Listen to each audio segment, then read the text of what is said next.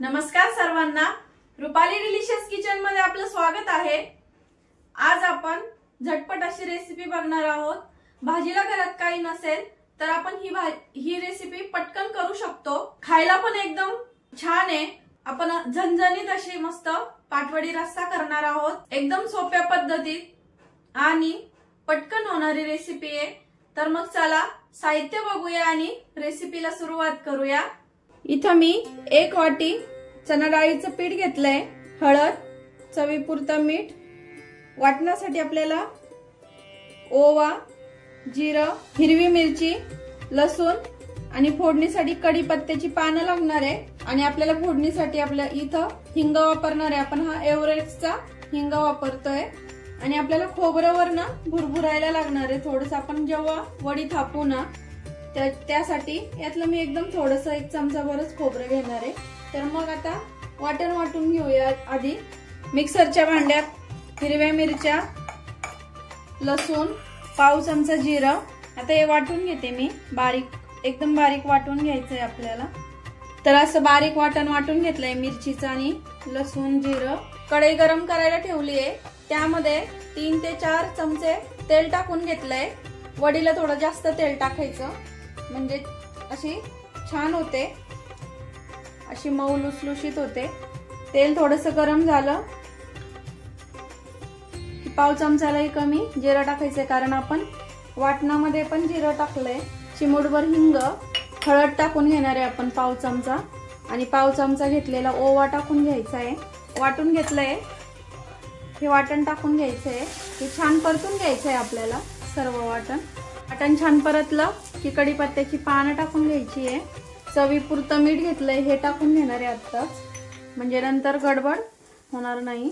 आणि आपण ज्या वाटीने पीठ घेतलंय त्याच वाटीने मी पाणी मोजून टाकते इथं। तर 1 वाटी पीठ घेतलंय तर तिला 1.5 वाटी आपल्याला इथं पाणी टाकून घ्यायचंय। हे बरोबर अचूक प्रमाण होतं, खूप अशी दाटसर होत नाही, म्हणजे घशात वगैरे अडकत नाही। अशी वडी खूप छान होते असं प्रमाण घेतल्यामुळं। आता पाण्याला आपल्याला छान उकळी घ्यायची आहे। पाण्याला छान उकळी आली आहे, कोथिंबीर टाकून घेऊया आणि gas medium to low heat वर ठेवायचा आहे। आणि आपल्याला एका हाताने चमच्यानी आपलं हे उकळीतलं पाणी हलवायचं आहे आणि एका हाताने पीठ टाकून घ्यायचं आहे। एकसारखं हलवायचं म्हणजे गाठी होत नाही। छान मिक्स करून घ्यायचं हे। इथं सर्व गाठी आपल्याला मोडून घ्यायच्या आहे। तर बघू शकता अशा छान गाठी मोडल्या आपल्या पूर्ण। मस्त झालंय, एकदम परफेक्ट पाणी वगैरे त्याचं प्रमाण एकदम मस्त झालंय।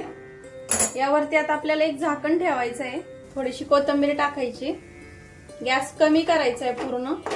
आणि आता यावरती 2 मिनिटांसाठी आपल्याला झाकण ठेवायचं आहे, म्हणजे छान वाफ बसल्यामुळे आपल्या वडीचं मिश्रण छान शिजेल। आता वडीचं मिश्रण शिजतंय तोपर्यंत इथं मी एका ताटाला तेल लावून घेते, म्हणजे नंतर घाई गडबड होणार नाही आणि वडी पण आपली अशी अलगद निघेल। थोडंसं या ताटाला आधीच तेल लावून घ्यायचं आणि यामध्ये आपण वडी थापून घेणार आहे। 2 मिनिटं झाली आहे, बघूया शिजलंय का आपलं वडीचं मिश्रण। तर छान झालंय, छान शिजलंय, रंग पण बघू शकता किती सुंदर आलाय। आता गॅस बंद करूया आणि या ताटामध्ये काढून घेऊया हे मिश्रण। आणि या ताटामध्ये असं छान पातळ असं थापून घ्यायचंय। गरम आहे त्यामुळे मी इथं चमच्यानीच हे थापतीये। एकदम पारंपरिक पद्धतीची वडी ही, तुम्ही नक्की ट्राय करा। एका वाटीला तेल लावलंय आणि त्या वाटीनेच थापून घेते। खूप जास्त जाड आणि खूप जास्त अशी पातळ ठेवायची नाहीये, म्हणजे कट करताना काप एकदम छान निघतील तिचे। आणि हे गरम गरमच प्रोसेस करायची असते आपल्याला इथं। तर इथं मी अशी थापून घेतली आहे छान एकदम पातळ मस्त। आता यावरती थोडीशी कोथिंबीर भुरभुरायची आणि थोडंसं खोबरं, आणि हे छान सेट व्हावं म्हणून याला हाताने असं छान प्रेस करायचं। आता आपण यासोबत जो रस्सा लागणार आहे तो करून घेणार आहे। ज्या कढईमध्ये आपण पातवडी बनवली त्याच कढईमध्ये आपल्याला इथे 1 ग्लास भरून पाणी टाकायचं आहे आणि हे पाणी आपल्याला उकळून घ्यायचं आहे आणि हे पाटवडीचं जे खालचं लागलेलं पीठ आहे हे आपल्याला रश्श्यामध्ये वापरायचं आहे। याने खूप छान वेगळ्या प्रकारची एक चव येते। आणि पाटवडीला तुमच्याकडे काय म्हणतात? बऱ्याच ठिकाणी पाटवडी, पातवडी बरेच नाव आहेत। तर मग आता चला पाटवडी तर झाली आहे, रश्श्याच्या साहित्याकडे वळूया। वाटण्यासाठी आपल्याला इथं एक कांदा, खोबरं लागणार आहे, 2 चमचे इथं खोबऱ्याचा खीस घेतलाय, 7 ते 8 लसणाच्या पाकळ्या, अर्धा इंच आलं आणि हिरवीगार अशी मस्त कोथिंबीर, फोडणीसाठी जिरं, हळद। हा आमचा घरगुती काळा मसाला आहे, तुम्ही ऑर्डरही करू शकता। घरगुती पद्धतीचा आदिराज मसाले, नाशिक स्पेशल काळा मसाला आणि घरगुती पद्धतीचा लाल मसाला, चवीपुरतं मी इथं मीठ पण घेतलंय। आता आपल्याला वाटण भाजून घ्यायचं आहे, वाटणाची तयारी करून घेऊया। वाटण आपण तयार करून घेऊया। कढई गरम करायला ठेवली, त्यामध्ये तेल टाकलंय आणि कांदा टाकून घेतलाय। कांदा छान परतून घ्यायचा आहे आपल्याला लाल कलर वरती, एकदम ब्राऊन रंगावरती। कांदा थोडासा ब्राऊन झाला की खोबरं टाकून घेऊया, आलं लसूण पण टाकून घ्यायचं आहे इथं। आता हे सगळं छान एकदम ब्राऊन रंगावरती मस्त परतून घ्यायचं आहे आपल्याला। थंड केलाय आणि सगळ्यात शेवटी कोथिंबीरची देठं टाकायची आणि आपल्याला आता हे थंड करून घ्यायचं आहे वाटण, एका डिश मध्ये काढून आणि वाटून घ्यायचं आहे। थंड करून आता मी वाटण वाटून घेते, एकदम बारीक असं वाटण वाटून घेतलंय।